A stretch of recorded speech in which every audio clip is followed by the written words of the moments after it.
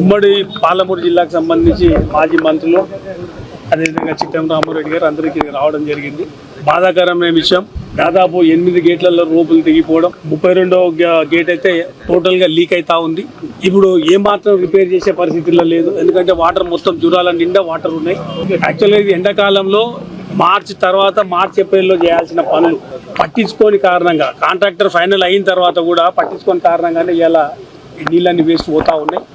ఇవన్నీ చూస్తే అర్థమవుతున్నది ఏంటంటే ఈ కాంగ్రెస్ ప్రభుత్వానికి రైతుల మీద ఏదో కక్ష ఉన్నట్లే కనిపిస్తా ఉంది. రైతు బంధు విషయంలో కక్ష చూపెట్టిర్రు, రైతు రుణమాఫీలో కక్ష చూపెట్టిర్రు, రైతుకు కావాల్సిన నీళ్ల విషయంలో కూడా జాగ్రత్త పాటించకుండా నీళ్ళన్నీ వృధాగా పోయే పరిస్థితి. పోయిన సంవత్సరం కృష్ణానదిలో దాదాపుగా 65 టీఎంసీల నీళ్లు మనం వాడుకునే అవకాశం ఉండి, మన కేటాయింపుల ప్రకారం వాడుకునే అవకాశం ఉన్నా కూడా 65 టీఎంసీల నీళ్లు కిందికి వదిలేరు.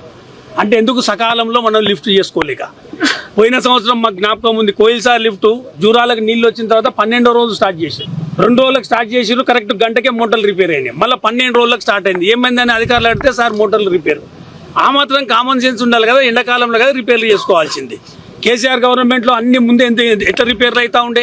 కేసీఆర్ గారు వర్షం పడ్డదాల్సి ఒకసారి జూరాలకు నీళ్లు రాలేదు, రేపు నీళ్ళు వస్తున్నాయని మాకు ముందు ఫోన్ చేసిండు. ఎట్లా సార్ అంటే ఆల్రెడీ నారాయణపూర్కి వెళ్ళి వదిలిరు, మార్నింగ్ వరకు వస్తే మీరు పొద్దున్నే పోయి స్టార్ట్ చేయాలా, లిఫ్ట్ స్టార్ట్ చేయాలని అంత కన్సర్న్ ఉంది. కాబట్టి ఆ గవర్నమెంట్లో చెరువులు నింపినాం, చెక్ డ్యాములు నింపినాం, రిజర్వాయర్లు నింపినాం, ఆయకట్టు ఎంత గొప్పగా పెరిగింది. ఇలా నీళ్ళు వచ్చి కూడా నీళ్ళని సద్వినియోగం చేసుకోలేని పరిస్థితి ఉంది. అంటే ఎవరికి పట్టింపు లేదు. ఉన్న ప్రజాప్రతినిధులు ఇంకా ఘోరం ఏంటంటే మొన్న వారం క్రితం గుండెల పంప్ హౌస్ కంటే 2 ప్రజాప్రతినిధులు పోయి 2 ఎమ్మెల్యేలు పోయి మోటార్లు స్టార్ట్ చేసిర్రు. ఓ పెద్ద మనిషి ఏమంటాడంటే 5 రోజుల క్రితం స్టార్ట్ చేసేది ఉండే కానీ మా బిజీ షెడ్యూల్ వల్ల మేము స్టార్ట్ చేయలేదు. అరే అమ్మ, రైతులకు కావాల్సిన నీళ్ళ కంటే ఏం బిజీ షెడ్యూల్ ఉంటుంది అంటున్నాం. మేము రాత్రి 12 గంటలకు కూడా వచ్చి నీళ్ళ ఈ డ్యామ్ల కాడ, రిజర్వాయర్ల కాడ, కాలువ కాడ వండుకున్న పరిస్థితి ఉంది. 5 రోజులు అనుకుంటాం కానీ 5 రోజుల్లో ఎన్ని నీళ్ళు ఎత్తగలుగుతాం? ఇవన్నీ ఇలా భీమాది అట్లే అయింది, నెట్టెంపాడు అట్లే అయింది, కోయిల్సార్ అట్లే అయింది. ఇలా దాదాపు శ్రీశైలంలో 100 టీఎంసీలు ఉన్నాయి. 100 టీఎంసీలు ఉంటే ఇవాళకి మళ్ళీ కల్వకుర్తి స్టార్ట్ అవుతలేదు. కేసీఆర్ గారి గవర్నమెంట్లో మార్చి ఆఖరు వరకు కూడా నీళ్ళు వస్తూ ఉండే ఈ వాగులెంబడి. మేము కల్వకుర్తి లిఫ్ట్ స్టార్ట్ చేసుకుంటే సర్లాసాగర్ వరకు నీళ్లు మార్చి ఆఖరు వరకు వస్తూ ఉండే. ఈ గవర్నమెంట్లో డిసెంబర్ 20-25కే క్లోజ్. అరే నీళ్ళుండి కూడా ఎందుకు ఎత్తుకోలేకపోతాం అంటే అవగాహన లేదు ఎవరికి, దాని మీద పట్టింపు లేదు.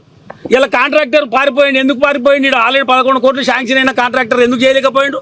ముందు మీకు కమిషన్లు ఇవ్వాలి, వాడు అది తట్టుకోలేకనే ఉన్నోడు వీకిడు. ఇవాళ నీళ్ళు 32 గేట్ కాడ మీరు మంచిగా పెట్టి కెమెరాలు పెట్టి చూడండి. అది వచ్చే ఏప్రిల్ వరకు అట్లే పోతుంటే ఎవడు చేయలేడు. ఇప్పుడు అధికారులు ఎవడు ఎన్ని చెప్పినా కూడా